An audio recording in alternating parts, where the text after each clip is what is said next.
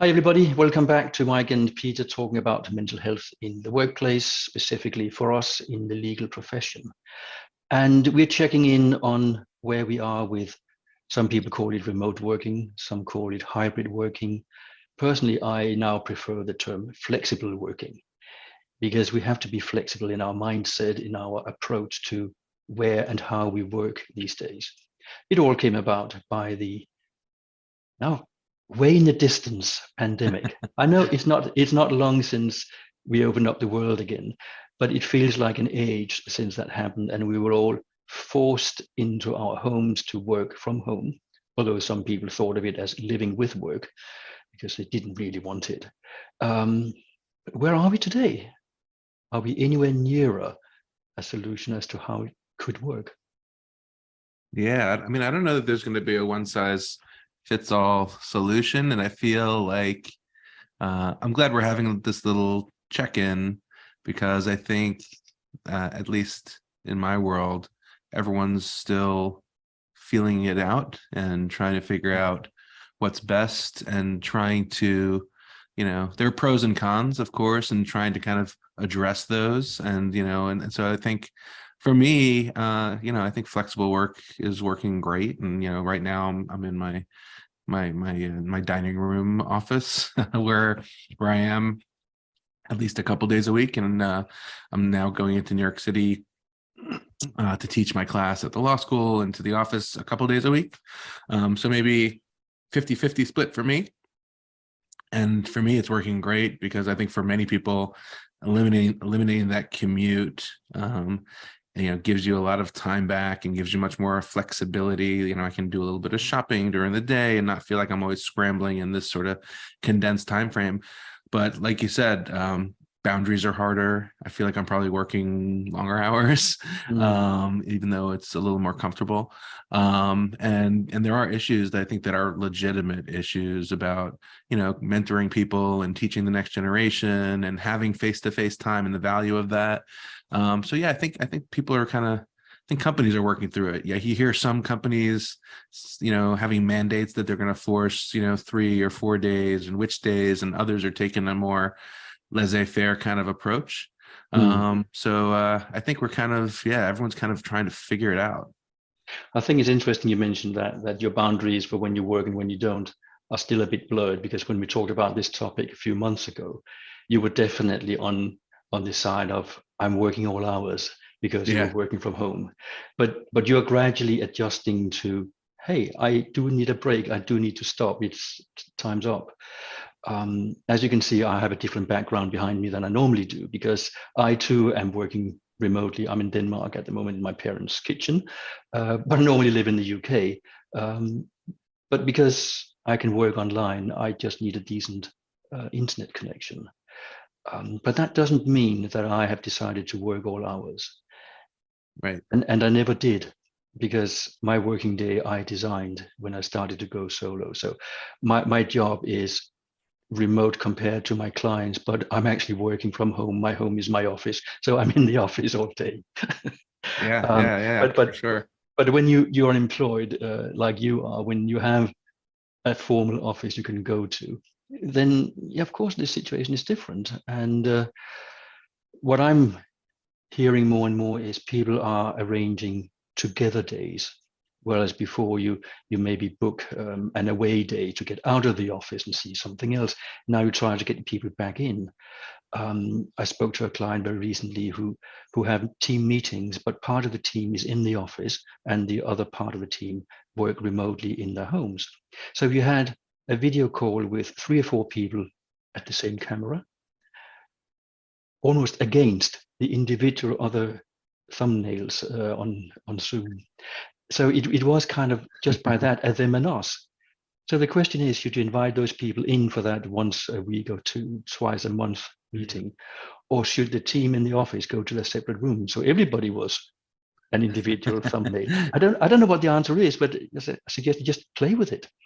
Yeah, it's funny. I was remembering recently that I was so proud of myself. This was before the pandemic. It took me 20 years of practicing law. I had finally gotten to myself to the point where I was it looked like I was going to be able to make it so that every Friday I would work from home. This was in February of 2020. I was like, this is life changing. I'm going to be working from home once a week. And then the pandemic came and just exploded all that. I was home forever. And now it's kind of like the opposite, right? Like exactly, you plan the days that you're going to be in the office. But I like that concept of together days, days when, because I do think, I know people like the flexibility, and I like the flexibility.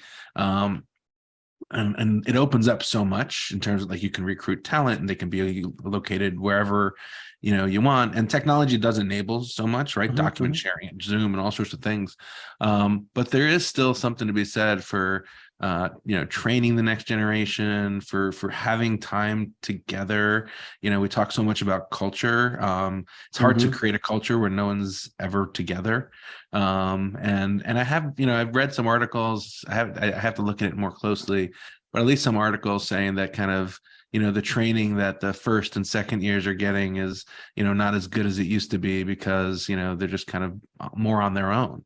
And that resonates with me. And that's why I really like the flexible hybrid solution, not mandating every day, but finding some in between where there are times to sort of, see each other and get those benefits, while also, getting the benefits of being remote, oftentimes.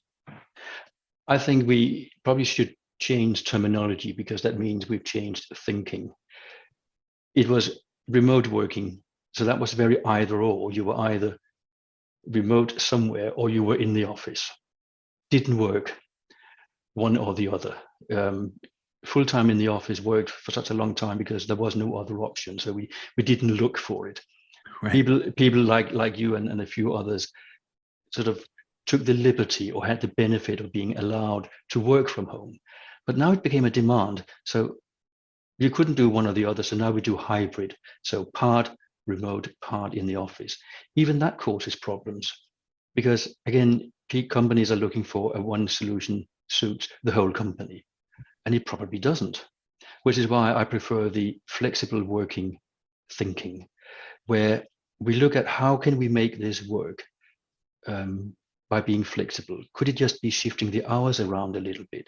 Could it be working with different people at different times? Is it working from home, working in the office? What is required? What can happen in maybe even down to team level, not just organizational level? It does, I admit that, become a nightmare to manage, probably, because we always have to take into consideration the business needs. Yeah, I think it is. Yeah, you're right that it's harder to manage. It will be worth it, though. Yeah. But what if you put the effort into managing that, and then you have a happier and more productive workforce who have fewer sick days, who don't moan incessantly about something all the time, who enjoy the freedom to be trusted to do the work no matter where they are, and no matter who they are. It must be possible to do something along those lines. But I'm very much with you that I think we're still testing this system. We're trying to figure out, how does it actually work? Yeah, I think it is harder to manage, and there are challenges, culture and training and all those things. But I do think it's worth it for the reasons that you identified. And you think, I also like the word and the potential of flexible work, rather than kind of the binary choice.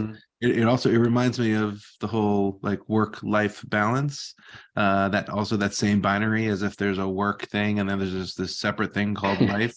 Yes. When the reality is it's all sort of mixed together. It is, yeah. And and I think about I read an article, I think like last year or so. I thought it was pretty insightful. It was about a woman who said, I don't disconnect when I go on vacation.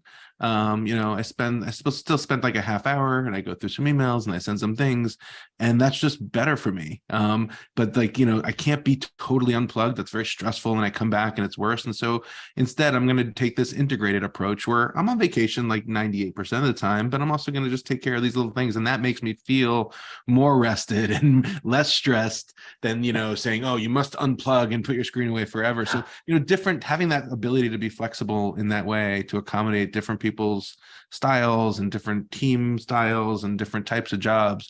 I think there's a lot of benefit to that, in terms of the work and the output.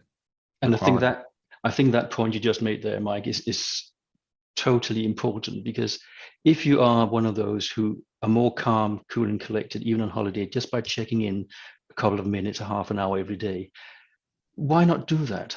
Yeah. Why can't your family accept that that is what you do? Would it not be better to do that than actually have a completely horrendous holiday for fear and stress that something goes wrong back home? Then, of course, you could argue, well, why are you in that situation in the first place? Don't you have someone you can delegate to that you trust, and so on and so forth? Yeah.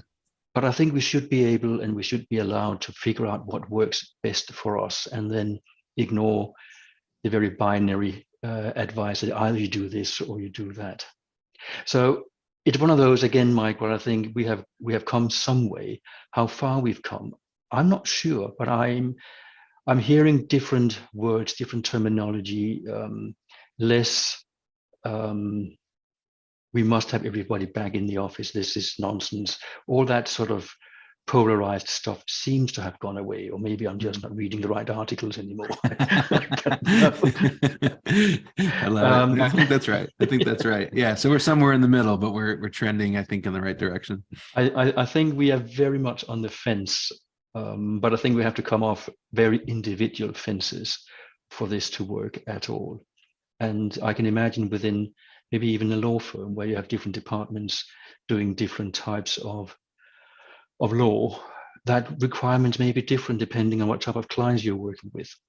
Exactly. And why not try to accommodate that so that you do get your spare time, you do get your office time, you do get whatever you need. It will be interesting to hear if anyone has a view on this. So let's invite that, and I will go and have more of my coffee and enjoy the rest of your day. It's sunny at your end and it's getting dark at my end. So that's the beauty of time zones and the internet. Absolutely. So thanks a lot, Mike, and thanks to you watching. Take care. See you in a later video. Bye now. Thanks, everyone. Bye-bye.